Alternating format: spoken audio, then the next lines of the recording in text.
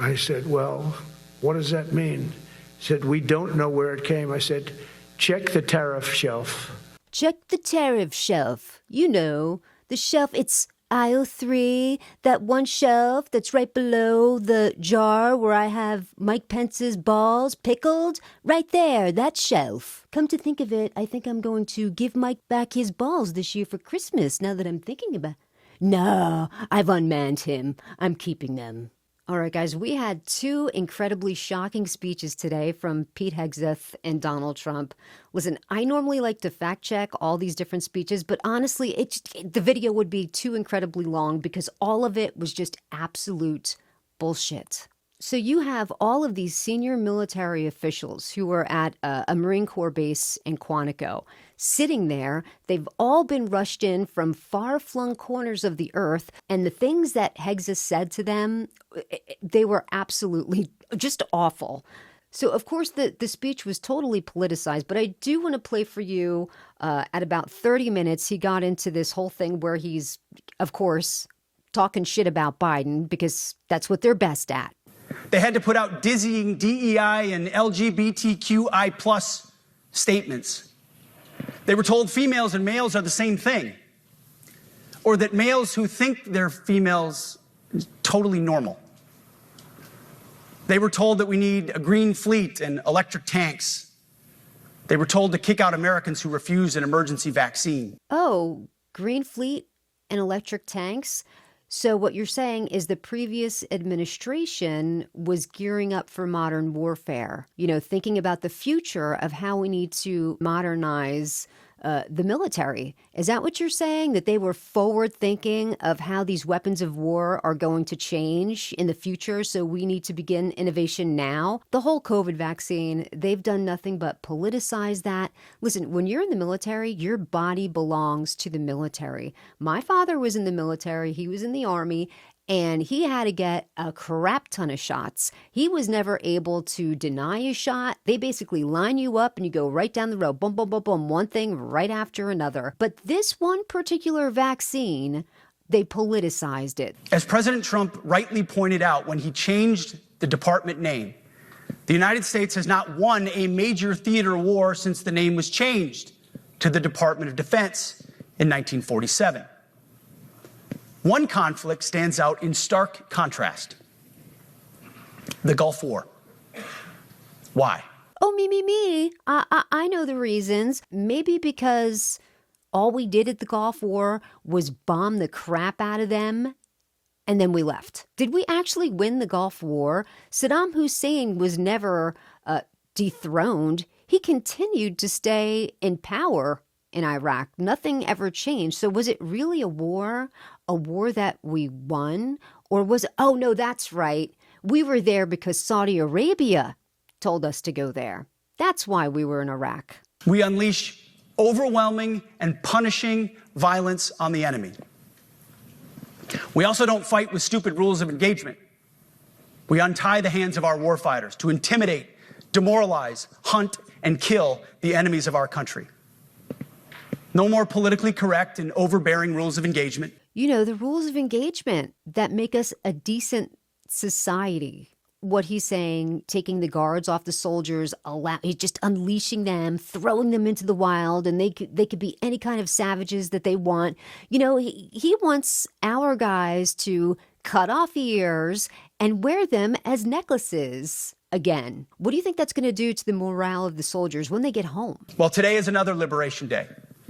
The liberation of America's warriors, in name, in deed, and in authorities. You kill people and break things for a living. You are not politically correct and don't necessarily belong always in polite society. Did he just say that to the top military figures? You don't really belong in polite society? That is incredibly demoralizing. This is their boss. And of course, Trump went into his speech, and let's just say the mood didn't really improve. He was actually saying to them, you know what, you can clap if you want, but there was never any really applause that I could hear coming from the audience. Of course, he dove into the fact that he believes he solved 7 wars. He's working on number 8. Oh, you know, the war that he said that he was going to fix on day 1. But then now he's talking about, how he's possibly gotten peace in Israel and Gaza, although he only had Bibi Netanyahu in the White House. You can't work on a peace deal without 2 people sitting there to work out the peace deal. You can't just have one party. You have to have everybody. How many more reports need to come out by scholars and UN commissions saying that Israel is committing a genocide in Gaza? And we're paying for it. You know, normally when the president addresses the troops and the higher ups, the big wigs in the military, it's such a hopeful speech and it's uplifting and he's commending them for the heroes that they are. This guy did none of that. Now let's go to the part where he's talking about the Afghan withdrawal that happened under Biden, and I'm going to explain to you a little bit about that.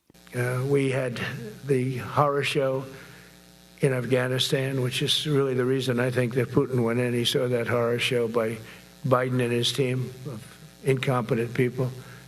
And that showed, I think it gave him a path in. I wasn't there any longer. I watched that and it was so horrible. I think it was the most embarrassing day in the history of our country. And now we're back. This is about our troops' withdrawal from Afghanistan. Now, mind you, Trump made this agreement, and he made it, I think it was early February of 2020. It was called the Doha Agreement, where we would withdraw our troops by the next year, May 2021. That is a big, huge undertaking to withdraw all of the troops, withdraw all of the equipment, big, huge undertaking. He didn't do any of it. He did nothing. He made no preparedness. Now, you know that's going to take about a year to break everything down and bring everybody home in an orderly fashion. But he left that entire mess over to Biden. Biden gets sworn in January and has a couple months to start bringing everybody home. Look, a few short months. If Trump actually cared about the country and the troops and all of the equipment that we left over there, because remember he was saying he left billions of dollars worth of equipment over there, he would have begun the withdrawal under his first administration, like he should have. But he didn't, because he was being a dick, because he knew he was going to lose the election. I think he realized he was going to lose and was like, screw it. Let that guy figure it out. And when it all falls to shit, I get to point my finger and say, look what a terrible job he's doing. Together over the next few years, we're going to make our military stronger, tougher, faster, fiercer, and more powerful than it has ever been before. I rebuilt our nuclear, as you probably know, but... Ooh, what does he mean? I rebuilt our nuclear? What does that even mean? I rebuilt our nuclear. I feel like there's something missing after that word, right? Like there's some information missing, but he rebuilt nuclear. We'll upgrade that also and just hope we never have to use it. We have to hope we never have to use it, because the power of that is so incredible. I see things I don't think they'd show it to you. I really wouldn't want them to show it to you. But when you see the result of what's left, you never want to use that. Never, never, ever.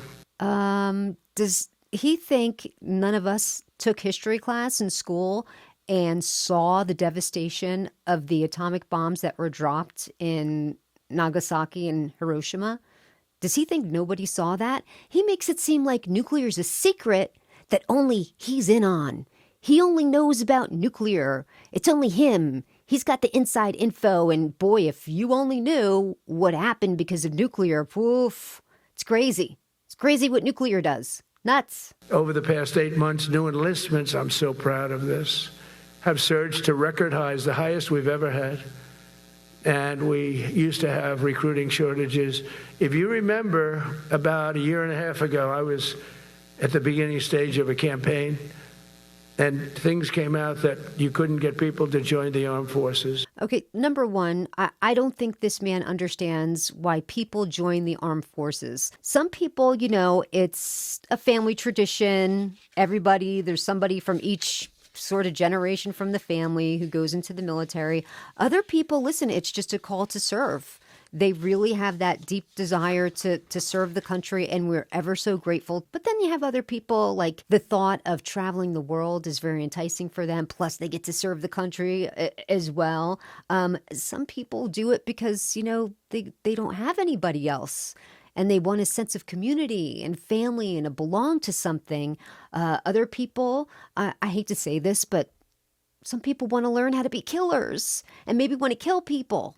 You have those too. And then another big part of why people join the military is because they can't find any more jobs. It's usually in times of, financial instability, a really bad job market. That's when you see a huge influx in enlistments into the military. So I think that right there is a telltale sign. Our economy, it's already really bad. You see, he's firing people that deliver the job numbers. If they don't give numbers he likes, he gets rid of them and brings somebody in who shows a more favorable number. But that's one of the main reasons why we're seeing enlistments go up. The economy's about to take a shit. Hello? And when you do, the President of the United States signs your commission, as you know, and that commission is beautifully displayed. And I sign it. Actually, I love my signature. I really do. Everyone loves my signature. How embarrassing is this? He's bragging that he loves his signature. I love my signature. Everybody loves my signature.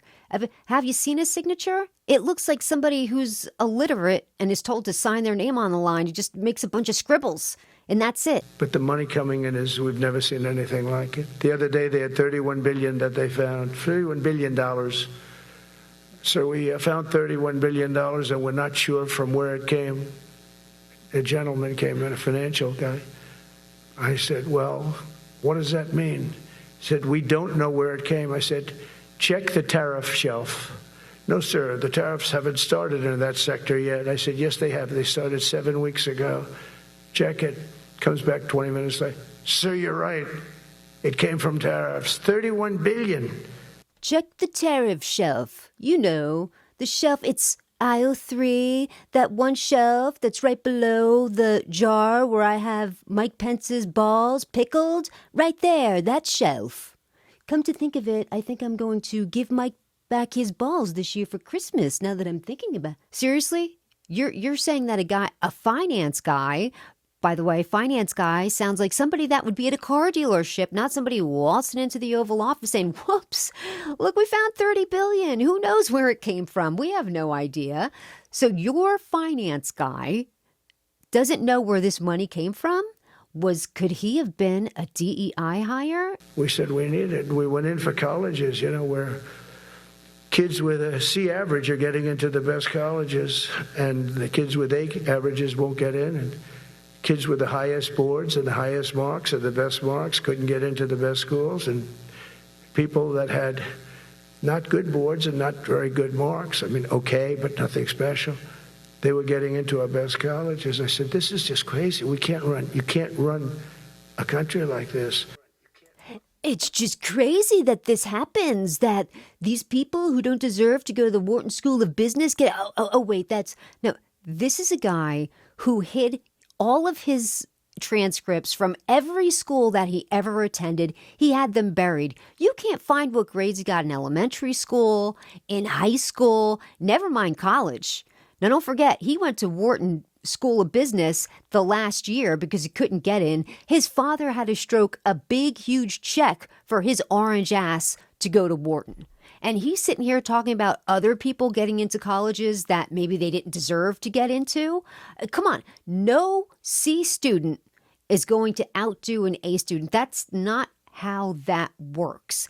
Everybody is there gets really good grades. You're not going to, a CD student is not going to bump off an A student simply because they're Hispanic, Latinx, or African American. That's not how that works. But in his racist mind, he thinks that's how that works. But on top of all this, we'll deliver a hard-earned pay raise of 3.8% to every soldier, sailor, airman, Coast Guardsman, Space Guardman, and Marine, something you weren't getting from the past administration. They did not treat you with respect. They're Democrats. They never do. He stood in front of a room full of men that got raises under Biden. So whenever you see Trump's lips moving. Just know there's a bunch of lies that are about to fall out. They're worse people, and they're people from prisons and jail, and they put them in a caravan and they'd walk up. CNN was interviewing one person. Oh, why are you coming? I want freedom. Good. Were you in jail? Yes. For what? Murder. He said, you're in for, you had to see this anchor, a young woman. She's like, I couldn't believe. She'll probably lose her job. But because the left doesn't want to hear that. That story is just totally made up. Maybe he pre-planned to tell that bullshit story. I don't know. But that is a bullshit story. If that were true, that would have been on Fox News on loop 24 hours a day. We would never have heard the end of it. That would have been a big, huge soundbite they would have played day in, day out. He just made that up. Last month, I signed an executive order to provide training for quick reaction force that can help quell civil disturbances. And this is going to be a big thing for the people in this room because it's the enemy from within, and we have to handle it before it gets out of control. It won't get out of control. Once you get involved at all, they all joke. They say, oh, this is not good. When he says enemy from within, who do you think he's talking about? He's talking about you and me. Anybody that protests against him, anybody that speaks out against him, he wants to silence them. Out of everything that he said that was just absolutely nuts, batshit and crazy, this was the scariest. This absolutely should terrify you. He wants to silence any of his critics. He'll probably start throwing us in jail. Any of his political enemies, journalists, anchors, people that do blogs, people that post anything on social media. If you're critical of him, oh, he's coming after you. He wants to absolutely stamp out your freedom of speech. This is terrifying. So this is something that he ripped right out of Steve Bannon's playbook. Remember, a few years ago, Steve Bannon was talking about Donald Trump should put together shock troops, like these small bands of guys that you can easily, dispense to different areas to quell any kind of problems you got, any kind of, unrest, just as he said. What unrest does he mean? He's talking about protesters. Anyone that holds up a sign that says Trump is a big fat orange liar, it's scary. This is a very scary time for America, and everybody at this point needs to speak and say so. Say that this is not right. This is not normal for America. This is bullshit, and we're not going to take it. America is respected again as a country. We were not respected with Biden. They looked at him falling downstairs every day. Every day the guy's falling downstairs. He said, it's not our president. We can't have it. I'm very careful, when I walk downstairs, like I'm on stairs, like these stairs. I walk very slowly. Nobody has to set a record. Just try not to fall, because it doesn't work out well. A few of our presidents have fallen, and it became a part of their legacy. We don't want that. You walk nice and easy. You don't have to set any record. Be cool. Be cool when you walk down, but don't bop down the stairs. So one thing with Obama, I had zero respect for him as a president, but he would bop down those stairs. I've never said, da-da-da-da-da-da, bop, bop, bop. He'd go down the stairs, wouldn't hold on. I said, it's great. I don't want to do it. I guess I could do it.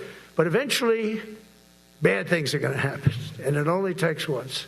He guesses he could bop down the stairs the way that Obama did?